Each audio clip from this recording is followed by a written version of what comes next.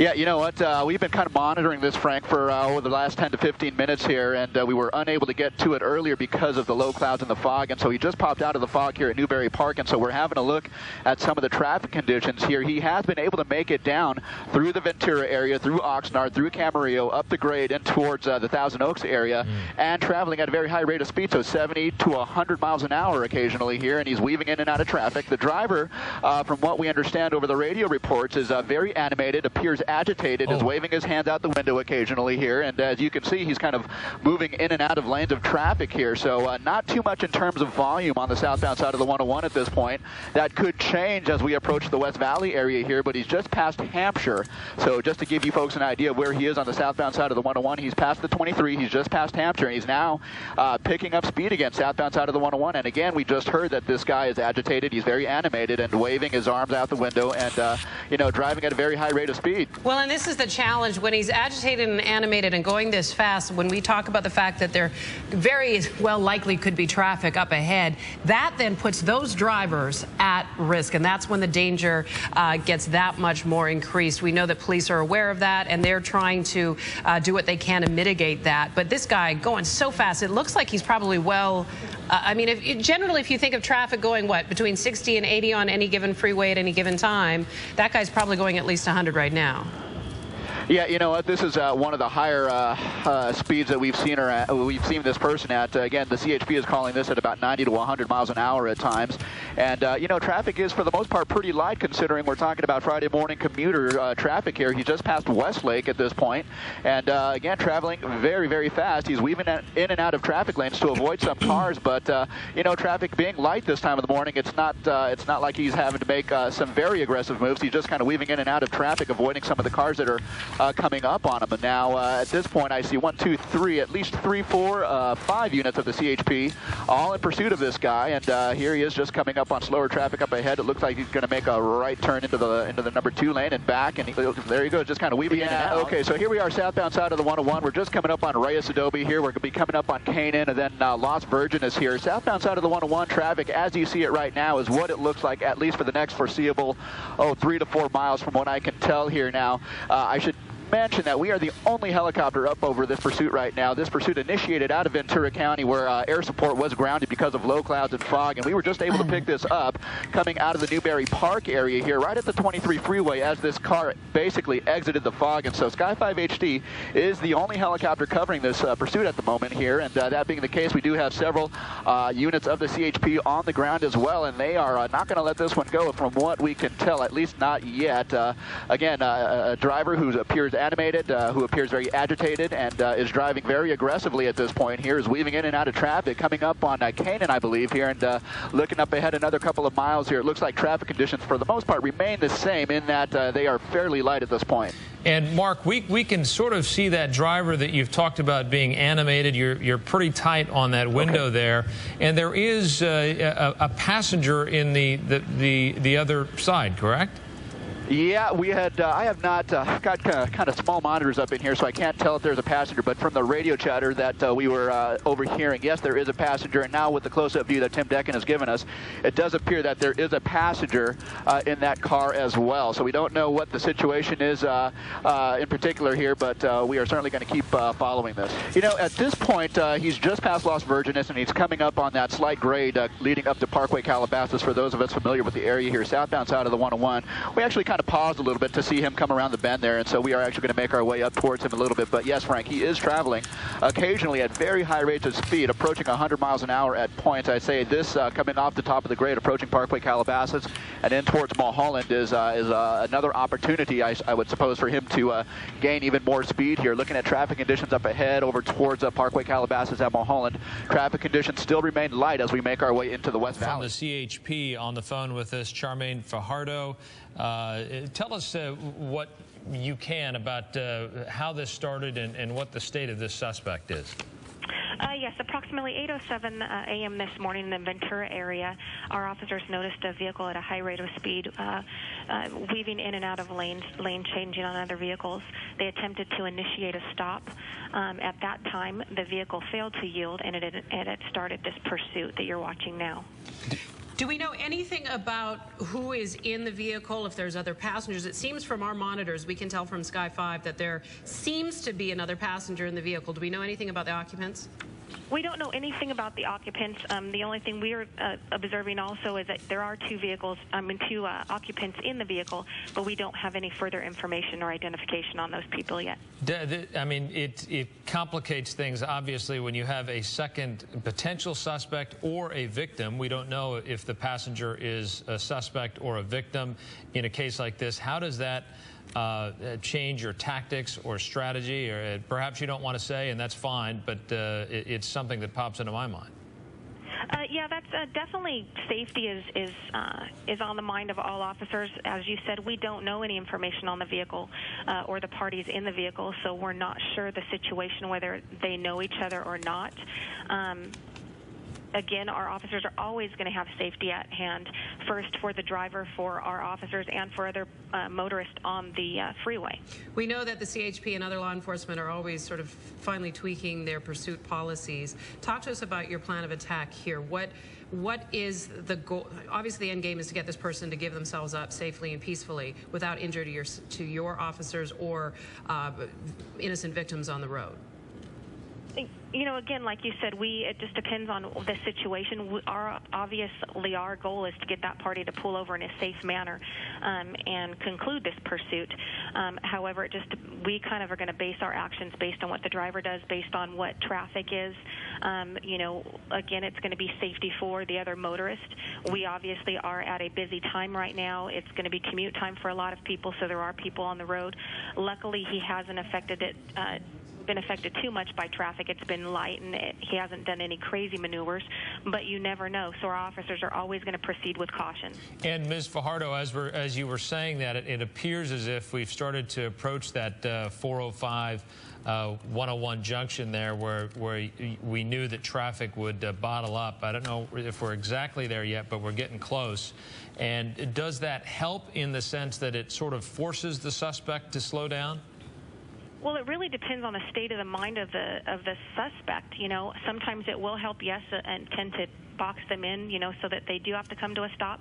Unfortunately, it can cause them to do things that they're unexpected, and it can cause danger to other parties. So it really just depends on the suspect's state of mind. And this is where they're really, imagine your officers are really hoping that their lights and sirens will alert the people to let them through so they can keep following this vehicle. Let me ask you, do you know if your officers were able to run the plates on this vehicle? Is this a stolen vehicle we're talking about? You know, I'm not sure. We don't have any information as to whether it is a stolen vehicle or not. As of right now, I don't believe it has come back stolen. And if we can have a teachable moment, if you will, in a situation like this, we have all of these cars sort of stuck here. And I just saw the CHP officer. We're just passing Balboa, by the way, and approaching the 405. I saw that the CHP officer kind of get stuck behind another vehicle. If you find yourself in this situation, pursuit coming up behind you, red lights and siren in your rear view mirror, is it better to pull over if you're driving at freeway speeds or to just stay in the lane that you're in? It's better to obviously pull over to the right.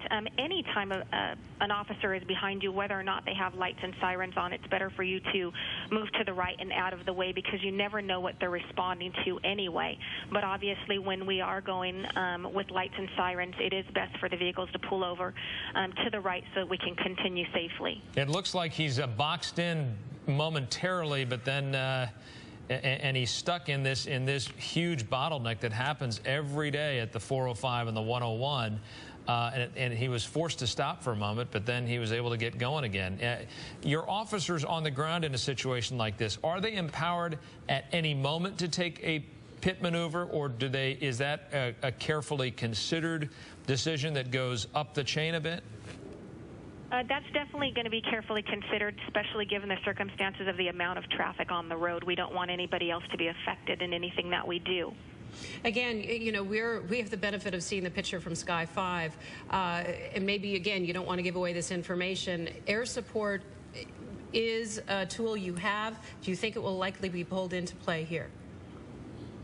You know, air support is definitely something that we like to take advantage of. A lot of times that will give us the opportunity to continue to follow the vehicle from the air and not put so much pressure from the actual freeway. We just saw, actually, as we were talking about that, another helicopter fly through our shot, so it sounds as though there is law enforcement on scene now at this point, so you'll have the benefits of some other eyes in the sky. And just to give you a sense of where we are right now, this is the 101. It appears as if the suspect vehicle chose not to jump onto the 405 north or south, stayed on the 101. We're in Sherman Oaks now, and that will take this person, once you cross that 405, the next off-ramp would be Van Nuys Boulevard, followed by Woodman, Coldwater, Laurel Canyon, Vineland. So just in terms of your planning, if you're at home and trying to figure out, is this a good time to leave the house and to pull onto the freeway, obviously this is the activity that's happening right now in the San Fernando Valley. Yeah, we've got Ginger Chan as well as Charmaine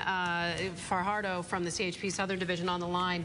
Ginger Chan, Charmaine, if we could ask you to hold tight here for a second. Ginger Chan, the congestion here is going to last a fair ways, is it not? Yeah, this is exactly what I was talking about last time around, that as soon as he crosses that 405 and he doesn't choose to make that transition to the 405 north or south, this is where those delays are. And yes, it's already as he crossed over that 405 or just before it at Haskell, we saw him start to slow down, so he's really trying to find a way out of this now. And let me just tell you, as he continues through Studio City all the way in towards Toluca Lake and Burbank, he will continue to be on those brakes because the yellow lights actually are starting to turn yellow from red. And then once he crosses over and then continues a little farther east in towards, say, Eagle Rock and Glendale, well, that's when those lights will start to turn green. But in terms of crashes or stalls, there is nothing of that to speak of, just a lot of congestion in the area that he is directly headed towards. I want to bring Mark Kono back in. Mark, you guys were pushed in pretty tight for a moment there on, it appeared to be the passenger, but I couldn't tell, it seemed as if the passenger's body language was very casual, just sitting there as if out for a Sunday drive. But could you tell, is it a man, is it a woman, is it a child?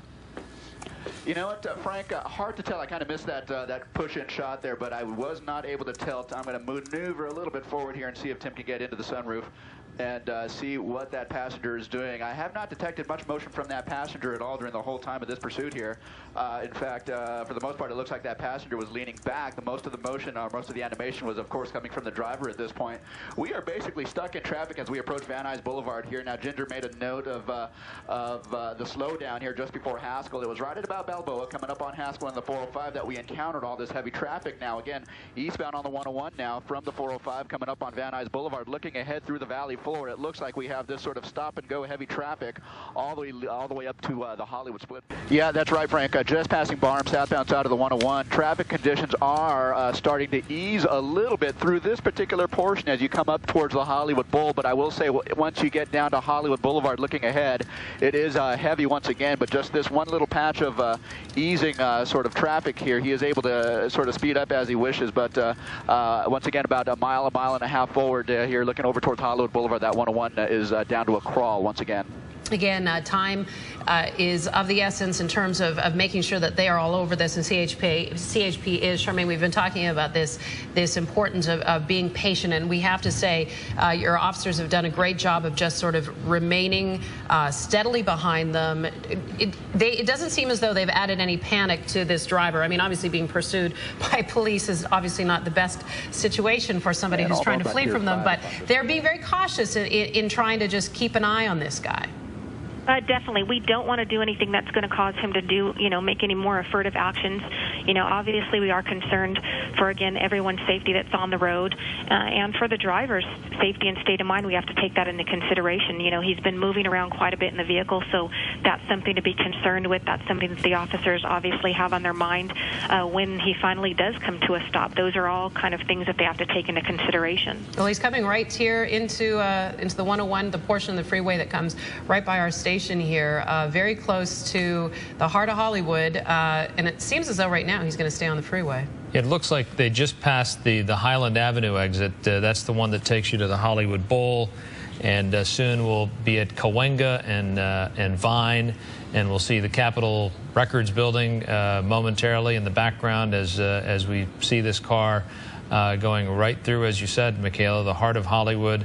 The good news, if there is any, is that he has at times been traveling 100 miles an hour.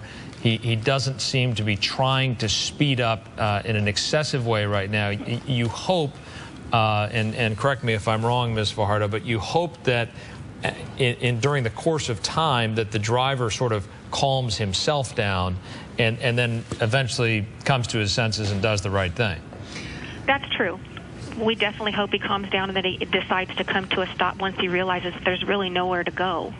And I think this is Vine, and it looks like that's exactly what's happening. He's pulling over, and this is the most dangerous portion, really, of this because you have civilians in the area, CHP officers. We don't know what's going to happen with this suspect. They are in an overpass here, and it appears as if the passenger has alighted from the vehicle and the driver is still in the vehicle. Ms. Fajardo, walk us through this felony stop. What happens next? Definitely, they're just going to be giving commands to the parties in the vehicle, hopefully trying to get them to obey those commands to get on the road so that the officers can make a safe approach and take them into custody.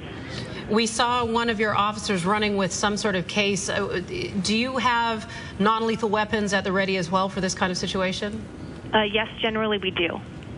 Okay, so obviously now it looks as though the driver is getting out of the vehicle, arms are in the air. I think the passenger is on the ground. They're having the driver back away from the vehicle to step aside from it, and they're giving him commands, which he seems to be following, not putting up any sort of resistance at this point. Now getting down onto his knees, and police will cautiously approach him and put handcuffs on him. Most part that this suspect has given up peacefully here. He is being taken into custody, and that is some good news here. I will note that the southbound side of the 101 is entirely blocked off by CHP at this point. Traffic is starting to build coming out of the Cahuenga Pass, but again, this should be something that they can take care of and clean off the freeway hopefully in the next several minutes here. The passenger, I'm not able to see where that the passenger is now, just getting up and coming towards officers or obeying the commands of the officers here, and so that's is something that should hopefully come to an end shortly.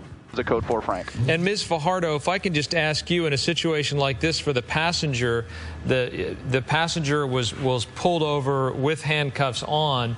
If that passenger is a victim, it must be disconcerting for her. We don't know yet, but tell us why the officers took the actions they did with this passenger. They did because we don't know the situation. We still need to learn that situation. So basically, for their safety, it's important for them to keep that party cuffed until they determine all the circumstances. Charmaine Fajardo is the PIO from the Southern Division of the CHP. We want to thank you so much for sticking with us this hour, and we are very pleased to report that this has come to a peaceful and safe end.